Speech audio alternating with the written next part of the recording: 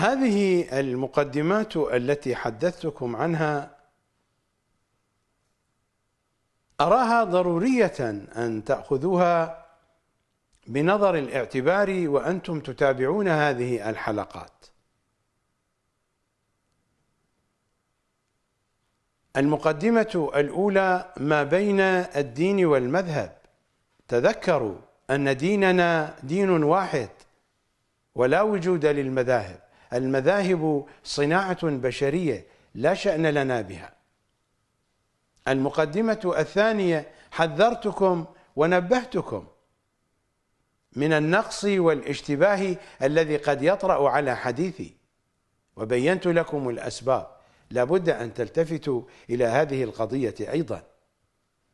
المقدمة الثالثة بينت لكم الأسس التي وفقا لها سيكون بحثي فيما يرتبط بآل محمد وفيما يرتبط بآل طوسي.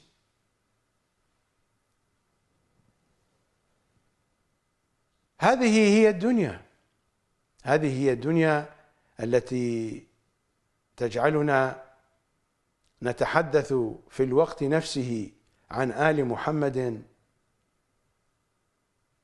وعن حثالات آل طوسي. هذه هي الدنيا. المقدمة الرابعة وهي الأخيرة في مجموعة هذه المقدمات في هذه الحلقة: لغة الأرقام التاريخية. إنني سأضع لكم قائمة بالتواريخ المهمة كي تعرفوا منذ متى بدأت مشكلتنا مع مذهب الضلال هذا، مع المذهب الطوسي.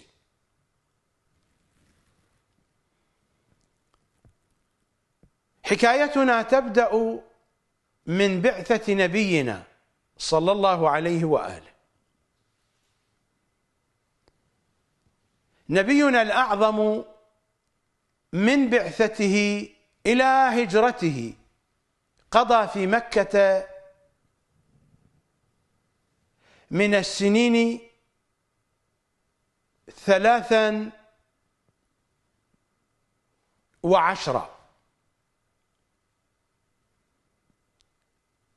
3 من السنين و10 من السنين، 13 سنة من بعثته إلى هجرته. وهذه المرحلة نسخت في المدينة.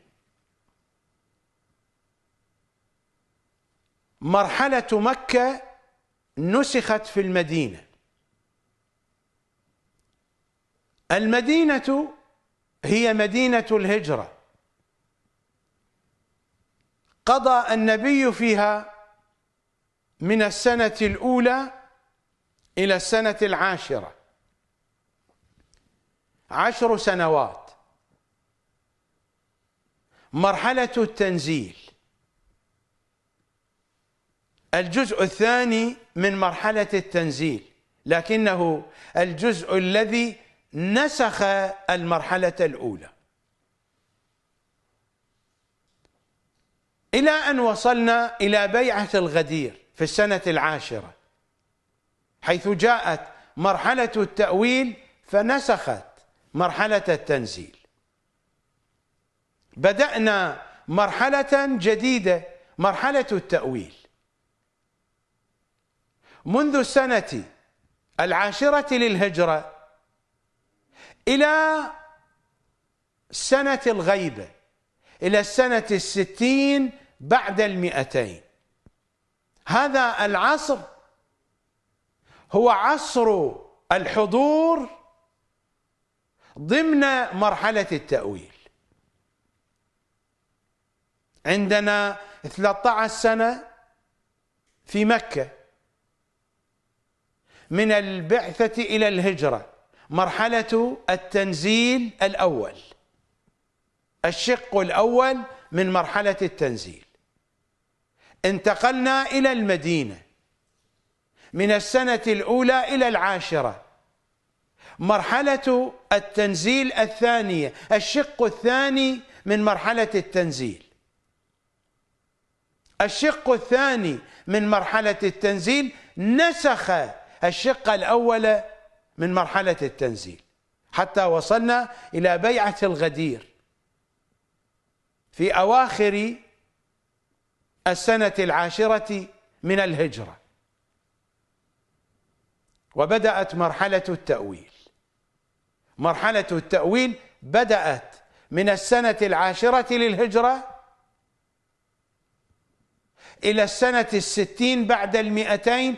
إنها سنة الغيبة. ما كان بين العاشرة وبين 260 من السنين إنه عصر الحضور، لا توجد غيبة، عصر الحضور ضمن مرحلة التأويل. من السنة 60 بعد 200 بدأت الغيبة الأولى ضمن مرحلة التأويل أيضا. مرحلة التأويل مستمرة إلى يوم الخلاص، إلى يوم الظهور الشريف. من السنة 60 بعد 200، من سنة 260 إلى سنة 329 للهجرة، هذه الغيبة الأولى هي الغيبة القصيرة، والتي نصطلح عليها في الثقافة الشيعية بالغيبة الصغرى. هذه الغيبة الأولى، الغيبة القصيرة، بدأت من سنة 260 للهجرة وانتهت في شعبان سنة 329 للهجرة. هذه الغيبة الأولى ضمن مرحلة التأويل. إلى هنا ليس عندنا من مشكلة. لماذا؟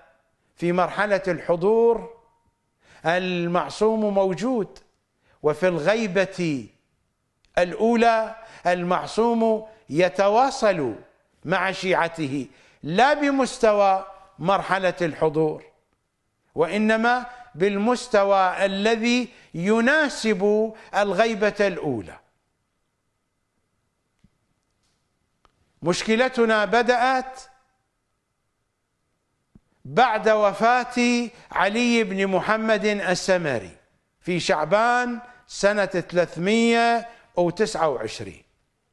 بدأت الغيبة الثانية، الغيبة الطويلة، والتي نعرفها في ثقافتنا الشيعية بالغيبة الكبرى.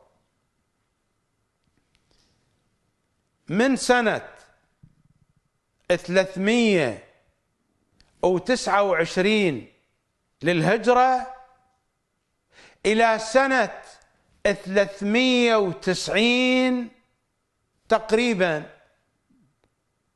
أقول تقريبا لأننا لا نمتلك محددات دقيقة لبداية مرجعية الشيخ المفيد. من سنة 329 إلى سنة 390 بداية الغيبة الكبرى، بداية التشتت في العقل الشيعي. سأعود إلى هذه المرحلة كي أحدثكم عنها في حلقة يوم غد، لكنني لست مهتما بها كثيرا. لماذا؟ لأن المرحلة هذه طويت. إذا أردت أن أهتم بها فمن جهة المعرفة التاريخية أو من جهة معرفة الأسباب الأولى والجذور الأولى للمذهب الطوسي. هذه المرحلة طويت كان فيها من الآثار السلبية والأسباب السيئة جدا في تشتت العقل الشيعي، لكن المرحلة طويت في حياتنا اليوم، في ديننا اليوم. ليس هناك من تأثير مباشر للذي جرى في تلك المرحلة ما بين 329 و 390. المفيد متى ولد؟ المفيد ولد سنة 338. متى بدأت الغيبة الكبرى؟ 329. ولادة المفيد على ما هو معروف سنة 338. من خلال القرائن مرجعيته صارت واضحة وجلية للجميع سنة 390 للهجرة.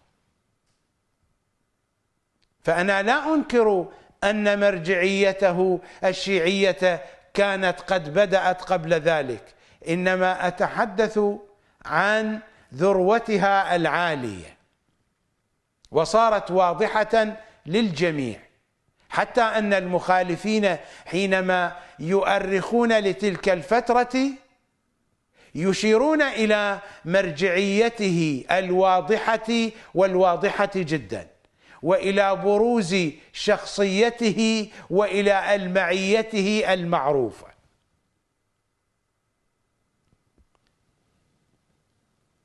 فبدأت مرجعية المفيد سنة 390 للهجرة. حينما أقول بدأت مرجعيته، بدأت ذروة مرجعيته العالية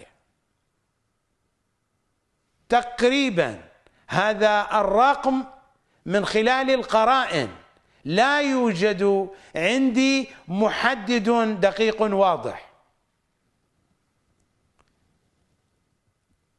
من سنة 390 للهجرة إلى سنة 413 طويت صفحة مرجعية المفيد. الشيخ المفيد توفي في شهر رمضان، في أوائل شهر رمضان سنة 413 للهجرة. هذه المرحلة طويت بسلبياتها وإيجابياتها، ليس لها من أثر على حياتنا وعلى ديننا اليوم. بدأت مرجعية المرتضى الذي يلقب بعلم الهدى، العباسيون لقبوه بهذا اللقب، الشريف المرتضى، السيد المرتضى. بدأت مرجعيته بعد وفاة المفيد مباشرة. كل هذا في بغداد، مرجعية المفيد في بغداد. تفاصيل الغيبة الأولى كانت في بغداد، قبور النواب الخاصين في بغداد. فمرحلة السفارة المهدوية كانت في بغداد زمان الغيبة الأولى. تفاصيل بدايات الغيبة الكبرى من سنة 329 إلى 390 هي الأخرى في بغداد. انتهت مرجعية المفيد سنة 413 للهجرة. بدأت مرجعية المرتضى سنة 413 وصار نقيبا للطالبيين، إنه موظف عند العباسيين. استمرت مرجعيته إلى سنة وفاته 436 للهجرة، توفي المرتضى. فصارت المرجعية للطوسي بتخطيط من المرتضى وموافقة من العباسيين. علاقة المرتضى بالعباسيين كانت وثيقة جدا. بدأت مرجعية الطوسي سنة 436. مرجعية الطوسي تتألف من شقين: الشق البغدادي والشق النجفي. الشق البغدادي ابتدأ من سنة 436 للهجرة وانتهى سنة 448 حينما خرج الطوسي من بغداد إلى النجف واستقر في النجف وبقي في النجف إلى أن مات، وقبره موجود إلى يومنا هذا في جامع الطوسي. جامع الطوسي أساسا هو بيت الطوسي، دفن الطوسي فيه وأوصى أن يكون مسجدا وجامعا من بعد حياته. مرجعية الطوسي في بغداد استمرت من سنة 436 إلى سنة 448. هذه الفترة من سنة 390 حينما صارت مرجعية المفيد واضحة إلى سنة وفاته 413 للهجرة، ثم جاءت مرجعية المرتضى من 413 للهجرة إلى سنة وفاته 436 للهجرة، ثم جاءت مرجعية الطوسي في شقها البغدادي من سنة 436 إلى سنة 448 للهجرة. هذه المرحلة هي الأخرى طويت صفحتها، ليس لها من أثر اليوم في حياتنا وديننا. مشكلتنا بدأت مع الشق الثاني لمرجعية الطوسي حينما انتقل إلى النجف وأسس حوزة النجف سنة 448 للهجرة، وبقي في النجف إلى سنة 460 حيث انتهى الشق الثاني. توفي الطوسي سنة 460 للهجرة. مشكلتنا الفعلية بدأت مع ابن الطوسي. لو أن الطوسي لم يورث المرجعية لولده لكان الشق الثاني من مرجعية الطوسي طوي أيضا، خصوصا وأن الطوسي في السنوات الأخيرة من حياته كان مريضا، كان منشغلا بنفسه. لو أن المرجعية كانت لشخص آخر حتى لو كان على منهج الطوسي لكنه لن يكون نسخة دقيقة عن الطوسي. المشكلة في مرجعية ولده من بعده، لأنه كان جاهلا ولم يكن شيعيا. هو من عائلة شيعية مثل محمد حسين فضل الله، مثل حسين منتظري، مثل محمد الخالصي. هؤلاء من عوائل شيعية، من واقع شيعي، لكنهم ليسوا بشيعة. التشيع للعترة الطاهرة شيء، وتشيع هؤلاء شيء آخر بالمطلق. منهج ابن الطوسي بالضبط كمنهج السيستاني، قد تقولون إنني متحامل على السيستاني وحق الزهراء البتول لست متحاملا عليه، ما عندي من مشكلة معه. وأتباعه يقولون من أنني مدفوع من جهات ضد السيستاني، ومن أنني أستلم الأموال كي أتحدث عن السيستاني. إذا كانوا صادقين وتريدون أن تصدقوا أكاذيبهم أنتم أحرار. أنا لا أستلم أموالا لأجل أن أتحدث عن السيستاني، لا بحديث سلبي ولا بحديث إيجابي، ولست متحاملا عليه، فما عندي من مشكلة مع السيستاني وآل السيستاني، لا من قريب ولا من بعيد.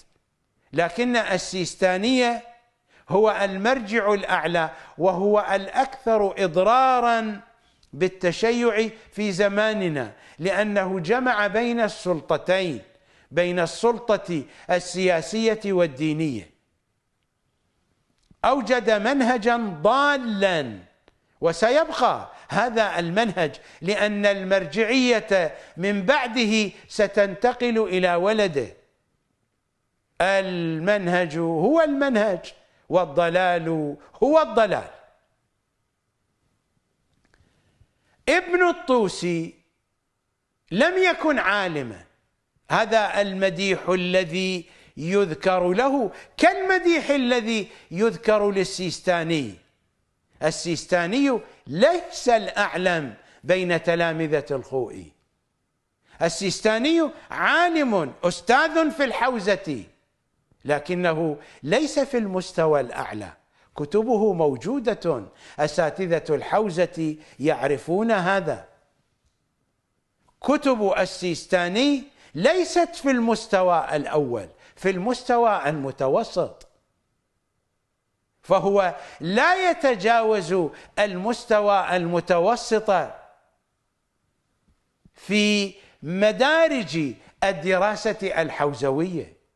هو مجتهد فقيه بموازين المذهب الطوسي، أستاذ في الحوزة، عنده مؤلفات، كتبه موجودة، لكنها في المستوى المتوسط. ابن الطوسي لم يكن حتى في هذا المستوى. ابن الطوسي كان جاهلا،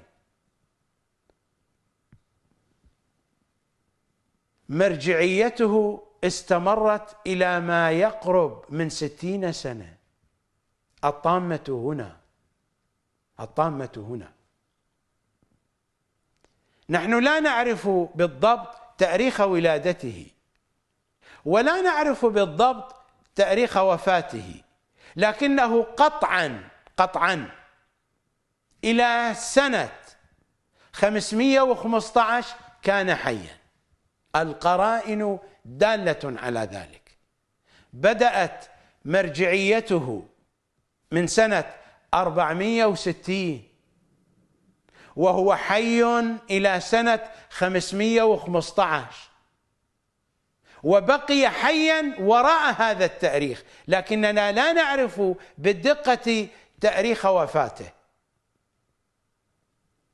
مرجعيته قاربت 60 سنة، توفي بعد 515 ربما بسنتين أقل أكثر، توفي بعد هذا التاريخ، لكنه قطعا إلى سنة 515 كان حيا، توفي بعد هذا التاريخ. مرجعيته استمرت إلى ما يقرب من 60 سنة. بسط سلطته، استعمل القوة لأنه جاهل، كمم الأفواه.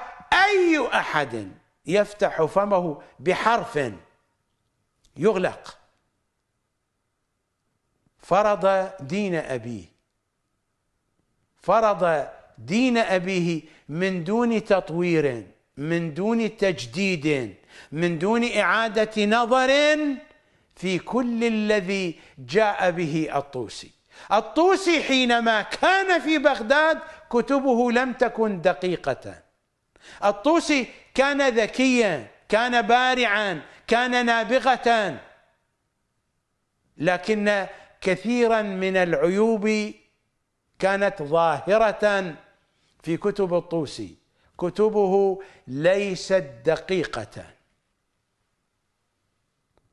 وأحرقت الكتب في بغداد وأعادها من جديد في النجف، فتضاعف الخلل فيها، لأن الرجل كان مريضا خصوصا في السنوات الأخيرة من حياته، وهذا واضح من خلال مجالسه التي كانت تكتب في كتابه الأمالي. في بداية كتاب الأمالي كانت مجالسه طويلة وطويلة جدا. في آخر كتاب الأمالي صارت مجالسه قصيرة وقصيرة جدا، لأن الرجل صار مريضا. قلت لكم قبل قليل لو أن المرجع الذي جاء بعد الطوسي لم يكن بالتوريث، لم يكن ابن الطوسي هو الذي صار مرجعا، لطويت صفحة الطوسي. لكن المشكلة في توريث المرجعية حينما استمر منهج الطوسي على ضلاله، فتشكل المذهب الطوسي.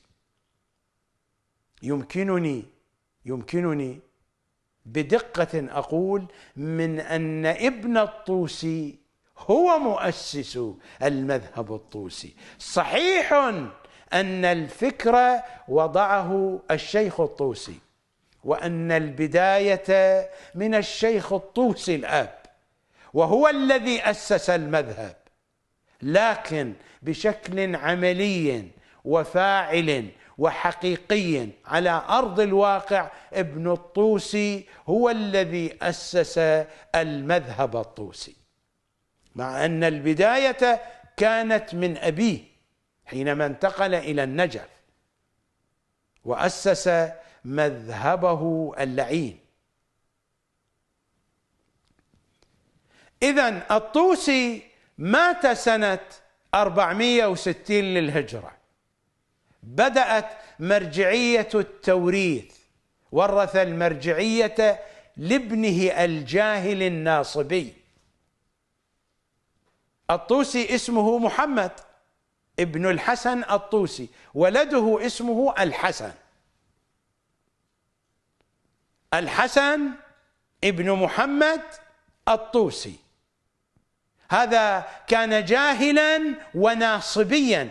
أتحدث عن نواصب الشيعة، لا أتحدث عن نواصب سقيفة بني ساعدة، أتحدث عن نواصب سقيفة بني طوسي. هذه السقيفة التي أنشأها أبوه وأكمل إنشاءها وقواها ورسخها وثبتها على الأرض في الواقع الشيعي. هكذا نشأت سقيفة بني طوسي. ألا لعنة عليها، ألا لعنة على ضلالها. استمرت مرجعيته، أتحدث عن مرجعية ابن الطوسي، إلى ما يقرب من 60 سنة.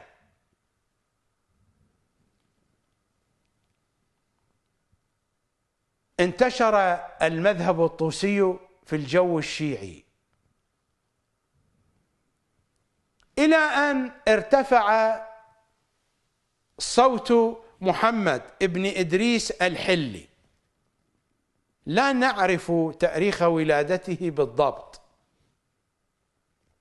يمكننا أن نقدرها تقديرا. توفي سنة 598، ويبدو أن عمره حينما توفي قد تجاوز 50 سنة، لا كما يقولون من أنه توفي في 20. هذه أكاذيب الطوسيين. عمره تجاوز 50 سنة، توفي سنة 598 للهجرة. ابن إدريس الحلي، محمد ابن إدريس الحلي، هذا كان جريئا، رفع صوته ضد الطوسيين. في زمانه لم يؤثر، بقي المذهب الطوسي منتشرا وحاكما في الواقع الشيعي. بحسب تقديري فإن المذهب الطوسي بقي حاكما على الشيعة إلى وفاة المحقق الحلي. المحقق الحلي هو الآخر، لم يكن قد جاء بشيء جديد، إنما أعاد المذهب الطوسي بصياغة تناسب عصره. الطوسي لم يكن أديبا، الطوسي لم يكن بليغا، الطوسي لم يكن في غاية الفصاحة، كان ذكيا، كان بارعا، كان نابغة، أحاط بثقافة عصره، وألم كثيرا بالثقافة الشافعية والحنفية، وكذلك ولج إلى الثقافة الشيعية، لكنه لم يكن أديبا، لم يكن بليغا، لم يكن فصيحا. المحقق الحلي كان أديبا وكان شاعرا وكان بليغا، فأعاد صياغة المذهب الطوسي ببلاغته وفصاحته، ببلاغة المحقق الحلي، وحاول أن يجدد أو أن يغير في بعض جهاته. لكن في الحقيقة فإن المذهب الطوسي كان متفشيا في الحلة التي كان فيها المحقق الحلي، وفي غير الحلة من حواضر الشيعة الكبيرة والصغيرة.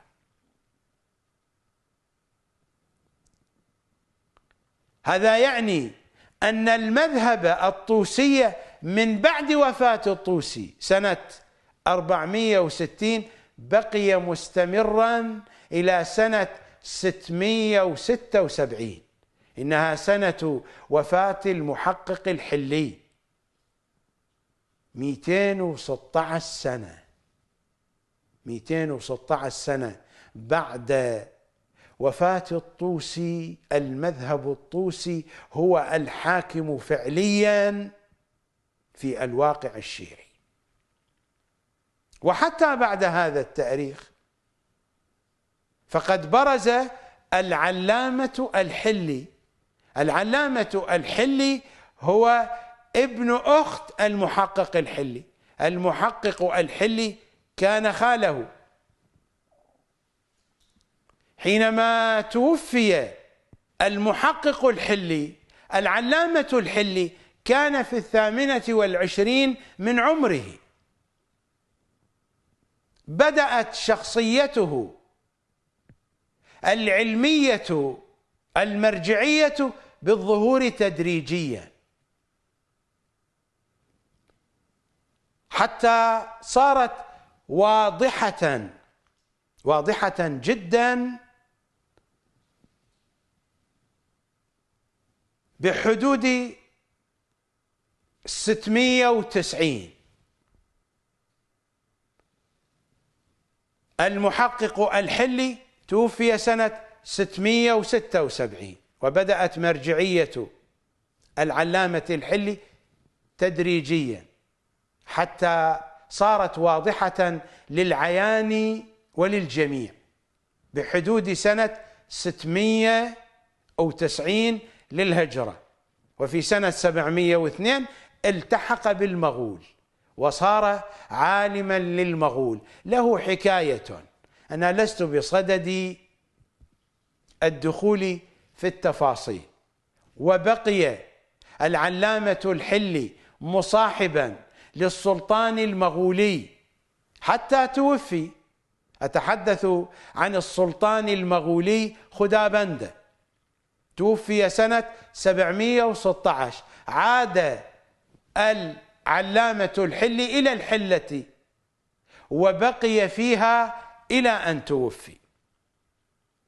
يمكنني أن أقول من أن العلامة الحلي جدد المذهب الطوسي، فصارت الأنظار متوجهة إلى العلامة الحلي، وخفت هيبة الطوسي زمن العلامة الحلي، مع أن العلامة الحلي ما جاء بشيء جديد، إنه تكرار للذي جاء به الطوسي.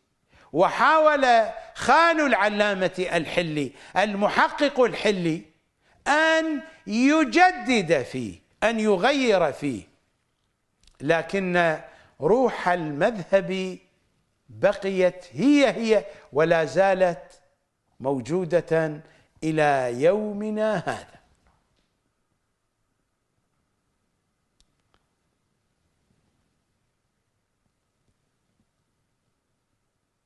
هناك 4 أسماء هي التي أعدها على الأقل أنا من خلال بحثي وتحقيقي، هي التي أعدها أئمة المذهب الطوسي.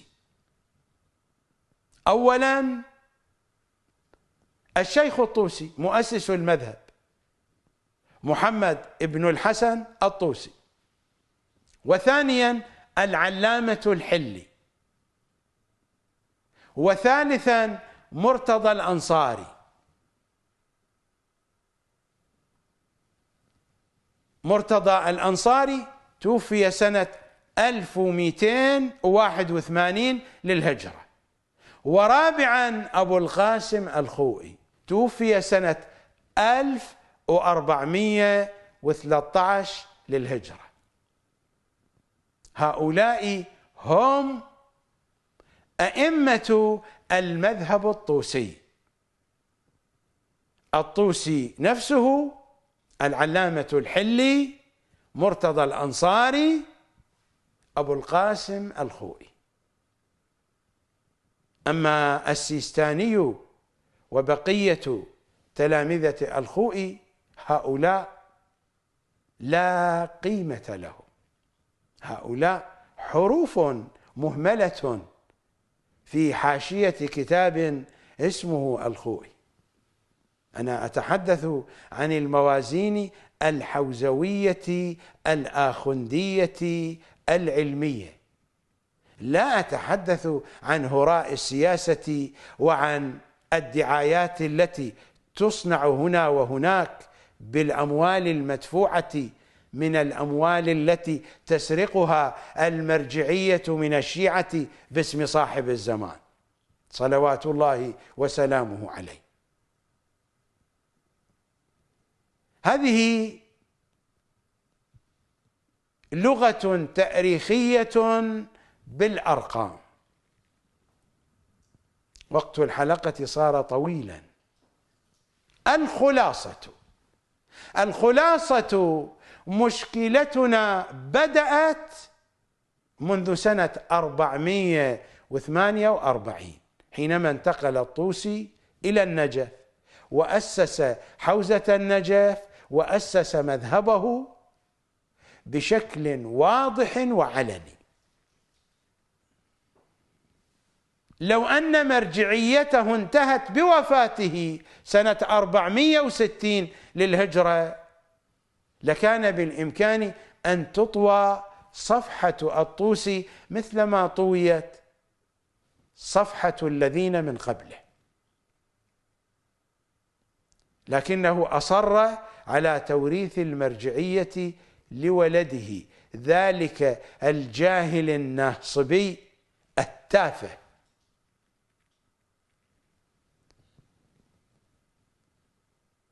فوقعنا في المأزق، ومنذ ذلك اليوم وإلى يومنا هذا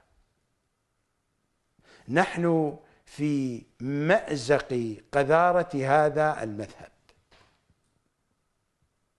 للحديث صلة، نلتقي غدا إن شاء الله تعالى.